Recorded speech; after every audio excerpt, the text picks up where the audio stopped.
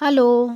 तर आज आहे माझ्या फ्रीजची डीप क्लिनिंग 1-2 महिन्यानंतर करते मी. तुम्ही म्हणत असाल कसली आळशीबाई आहे, 1-2 महिन्यानंतर फ्रीजची क्लिनिंग.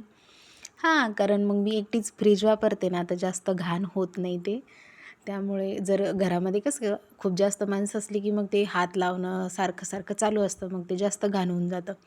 पण ही फ्रीज मी एकटीच वापरते, त्यामुळे ते काही जास्त कधी घाण होत नाही. आता तुम्ही बघा की 2 महिन्यानंतर करते मी, तरी पण एवढं काही अजून घाण नाही झालेलं आहे. थोडंसंच कुठंतरी घाण आहे. तर सगळ्यात आधी मी हा पसारा वगैरेच त्याच्यातला काढून घेतला आहे आणि सगळं काढून घेते, त्याच्यामध्ये तिथंच ठेवत नाही. कारण मला ते एकतर आपण इतक्या दिवसांनी करतो आणि तिथल्या तिथे पुसून मला ते ठेवायला आवडत नाही. त्यामुळं मग मी काय करते, त्याच्यातले सगळे पार्ट वेगवेगळे करते आणि मला येतं ते काढता येतं, बसवता येतं, त्यामुळे मग काही प्रॉब्लेमच नाही आहे. तर सगळे मी व्यवस्थित काढतेही आणि बसवतेही. आता बऱ्याच जणांना येत नाही ते काढता आणि बायका घाबरून जात असतील की तुटलं फुटलं तर. तुटत बिटत काही नाही, फक्त व्यवस्थित काढावं लागतं आयडियानी आणि काढलं की ते निघतात. आणि मी जेव्हा मी क्लिनिंग करते तेव्हा मी सगळे त्या फ्रीजचं जे आहे ते सगळं सामान काढून घेते आणि त्याच्यानंतर मग त्याची क्लिनिंग करते. मग मलाही साफ करायला बरं पडतं आणि म्हणजे कसं व्यवस्थित सगळी क्लिनिंग होती. कपड्याने नुसते पुसून घेण्यात मला ते आवडत नाही. मग मी छान असं घासणीनं छान घसा घासून घेते, तेव्हाच कुठं ते बरं वाटतं. क्लीन केल्याचा जरासा आनंद मिळतो, नाही तर नुसतं कपड्याने पुसून घ्यायचं आणि मग ते काय क्लीन झाल्यासारखं सुद्धा वाटत नाही. आणि हे जे क्लीन करण्यासाठी ना, ते विम लिक्विड जेल जे मिळतं आपल्याला, मी तेच वापरलेलं आहे. त्याच्यामुळे मग काय होतं, क्लिनिंग जी आहे ती पटापट होऊन जाते. जास्त चिकट डाग किंवा आपले चिकट हात वगैरे जे लागलेले असतात फ्रीजला, बरेचसे डाग वगैरे पडतात किंवा असं चिकट होऊन जातं. त्याच्याने एका घासणीमध्येच ते सगळं असं स्वच्छ निघून जातं आणि वासही राहत नाही त्याला. म्हणजे साबणीचा वगैरे, जसं आपण भांडी घासली की साबणीचा वास राहतो भांड्यांना, त्या प्रकारे. तर आपली जी स्क्रब असतं ना, स्क्रबनी मी घासते, म्हणजे मग त्याच्यावर जे डाग आहेत ते निघून जातात. ताराच्या घासणीने नाही घासत, कारण मग त्याच्यावर रॅशेस येतात. स्क्रबनी घासले की असं छान स्वच्छ निघून जातं आणि फटाफट होऊन जातं. जास्त वेळ लागत नाही फ्रीज क्लिनिंगसाठी मला. अगदी अर्ध्या तासामध्ये मी सगळं क्लीन. आणि हे नंतर हे सगळं धुवून वगैरे थोडंसं उन्हामध्ये ठेवलं की हे सुद्धा छान असं वाळून जातं.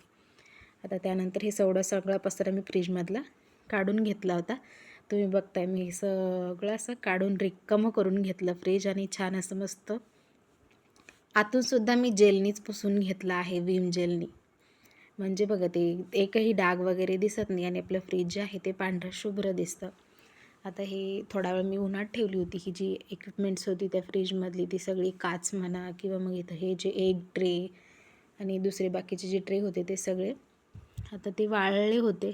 ते वाळल्याच्या नंतर मग मी एक करून, आणि लक्षात ठेवावं लागतं की कोणता ट्रे कुठला होता आणि ते कुठं बसवायचं, हे सगळं जर आपल्याला माहिती असेल तर मग ते इझी जातं आणि पटकन बसतं, पण जास्त वेळ लागत नाही. त्याच्यानंतर मग मी असे हे ट्रे वगैरे बसवून घेतले आणि हे दरवाजाचे पण ट्रे बसवून घेतले.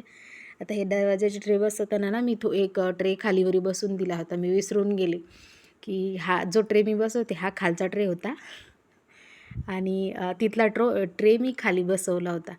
आणि जेव्हा मी नंतर मग मी त्याच्यामध्ये सामान ठेवायला गेली ना, तेव्हा मला आठवलं की इथे थोडीशी जागा कमी पडते, हे खालीवरी झालं आहे आय थिंक. मग मी ते परत काढलं, तो ट्रे खाली बसवला आणि खालचा ट्रे परत वरती बसवला.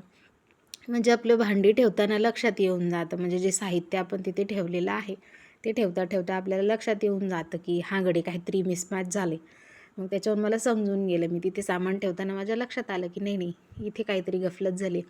मग मी ते काढला, परत खाली लावला आणि मग माझे जेवढं काही साहित्य होतं ते. आणि एक महत्त्वाची टिप तुम्हाला सांगायची, ती म्हणजे मी फ्रीजमध्ये ना सगळे जे आपलं गोष्टी असतात, जे आपण जे ठेवतो फ्रीजमध्ये, भाजीपाला, दूध, दही, ताक वगैरे, तर तूप वगैरे तर ते ठेवतोच आपण. तर मी त्याच्यासोबत ना दुसऱ्या पण गोष्टी ठेवते, जसं की आपले कडधान्य असतात किंवा मग मैदा आहे, कॉर्नफ्लॉवर आहे, अजून तीळ आहेत, मटकी आहे. म्हणजे हे जे कडधान्य आहेत किंवा मग ज्या गोष्टीला बाहेर ठेवल्याच्या नंतर लवकरच भुंगा लागतो किंवा कीड पडते किंवा त्याच्यात आळे वगैरे होण्याची शक्यता असते, तर ते मी काय करते सगळं फ्रीजमध्ये ठेवून देते. म्हणजे आयत्या वेळेला आपल्याला पटकन ते घेता येतं आणि ते छान राहतं, पण त्याला अजिबात कीड वगैरे लागत नाही. अशा प्रकारे जर तुम्हालाही ही इन्फॉर्मेशन माहिती नसेल आणि तुमचे पण कडधान्य बाहेर ठेवल्याच्यानंतर खराब होत असतील, तर तुम्हीसुद्धा ते फ्रीजमध्ये ठेवू शकता. बघा अशा प्रकारे माझी क्लिनिंगसुद्धा आवरली.